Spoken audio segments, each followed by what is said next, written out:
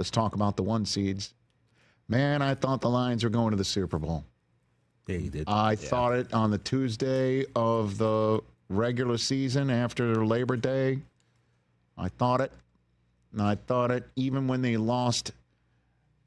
The number of defensive players they put on injured reserve matches the uniform number of their quarterback, Jared Goff, 16. I thought they were going to get through it. I thought they were going to get through it, that they were going to come off their first ever 1 seed bye at home, take out whoever was right in front of them, and then host an NFC Championship game for the first time ever in Detroit and make the Super Bowl. And Lions fans would flock to New Orleans. I had that vision. So did the Lions fans. Yep.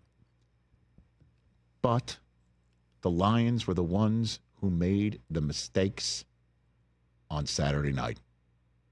And the Commanders did not. The moment right here on the screen you just saw right there, Terry McLaurin running through 2 defenders and going right up the gut and going right down the sideline. It wiped out the final lead of the night for the Lions, which came on a moment where I thought game on. Game on. Yeah. When Sam Laporta grabbed one with his left hand, single-handedly brought it in. That was a great catch, man. No one's talking about it. Great catch. It made the Lions leaders at that point at 14-10. 3 plays later, Terry McLaurin splits 2 defenders, and off he goes. Gone. See ya.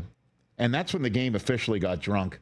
I think I texted everybody, this game is drunk. Yeah, I did see that text. Because Laporta scores that touchdown with one hand. Then McLaurin scores that touchdown right up the gut to go up 17-14. Then that pick 6 happens where Goff throws the pick 6. Yep.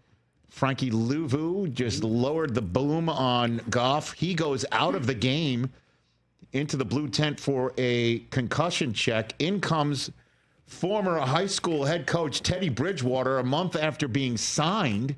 Teddy too, guys. And they come reach into the bag of tricks, and out around the end comes Jameson Williams, and he runs it in while Goff is standing on the sidelines and in the blue tent. They have unlimited trick plays, don't they? Well, unfortunately, they do because they tried one too many. And an interception later on was one of the final death blows of the game. Because when Williams scored that touchdown, the Lions were down by 3 again. But Jayden Daniels just gets the ball back, marched down the field. That was the one where he threw it over the middle to Ertz on 3rd and goal. And if it was incomplete, you know they were going for it. Made it 31-21. And the biggest turnover of the night, in my estimation, wasn't that last one in the bag of tricks that kind of ended things. It was the one right before halftime when the Lions knew the Commanders were going to get the ball and they were down 10, and it looked like they were going to get points. But Goff threw it over the middle, and Mikey Sanders still jumped in and got the first of his 2 picks. The second one was on that dipsy-do trick play that I don't know why they were doing. And the Lions made the mistakes. They turned it over 5 times in the playoff game at home, and that's how you cough up your home field advantage. Certainly when your quarterback gets outplayed by a rookie. And that's what happened. You know, we got to stop saying Jayden Daniels by a rookie. I don't think he's a rookie anymore. He probably didn't enter the league as a rookie. I mean, the guy played a lot of college football games. Well, he's definitely not the same guy that we were wondering if he could throw the ball. Remember that week 1 game when he did a ton of running and that loss to Tampa? Well, guess what? Jayden Daniels, one and done's the Lions. I mean, drafted in Detroit 2nd overall, and he returns to Detroit 9 months later and one and done's the Lions after a 15-win regular season. And this is the coach. He was just really busted up after. It just hurts to lose, man. And I don't care if you're the 7 seed, 6 seed, 5 seed, 1 seed, because I've lost at all of them damn near. And it stings, and it hurts. So, you know, it hurts. It's hard, you know, when you lose these games, man. It's like the players. You know,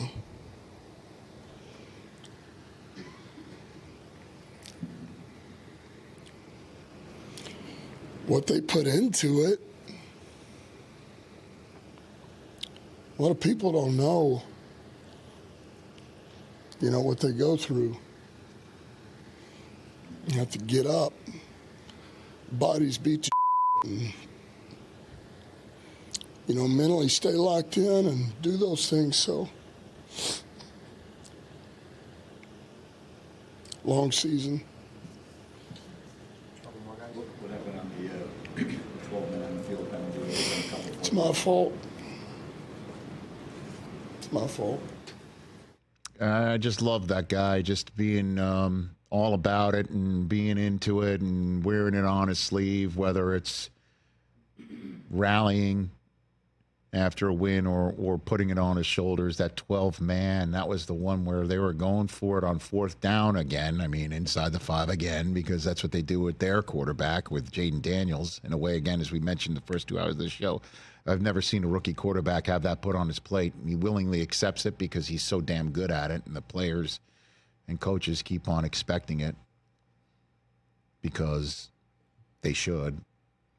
And it wasn't even an attempt because it was 12 men on the field. You heard Brady screaming, call a timeout. I thought it was, wait a minute, call a timeout so Jayden Daniels can get the right play? Because that doesn't sound right. Yeah. He was screaming, call a timeout because he saw the 12 men on defense In for the real Lions. time. I thought Brady had a good game. He identified that interception over the middle, too. He was like, look, you got to lead him more to the left. You can't throw that late over the middle. Let me tell you, man, when Brady talks about that was one of my favorite type of throws, or when he was talking about you can't flip a switch in the playoffs, that you have to be, you're thinking about it in May.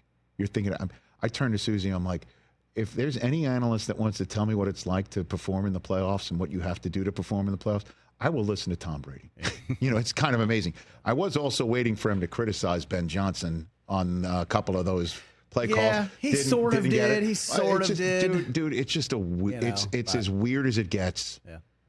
We've never seen a minority owner of a team in the booth whose job it is to potentially criticize a guy he's trying to hire to beat the other 31 teams he's calling. It's just, there's nothing like it. But Brady, you tell me, Tom, what it's like to be in this situation. I'm all ears, man. Yeah. I mean, there's nothing like it. But in terms of the Lions, I have to wonder, and 4 interceptions from your quarterback, you just can't have it. You can't have 5 turnovers and win. You just can't have it. Yeah. You just can't. It's that simple. No, full all right. stop. But when you're seeing Luvu doing his thing on defense, you're seeing Bobby Wagner do his thing on defense. You're seeing all those guys, Marshawn Lattimore, right, buzzing around, doing their thing.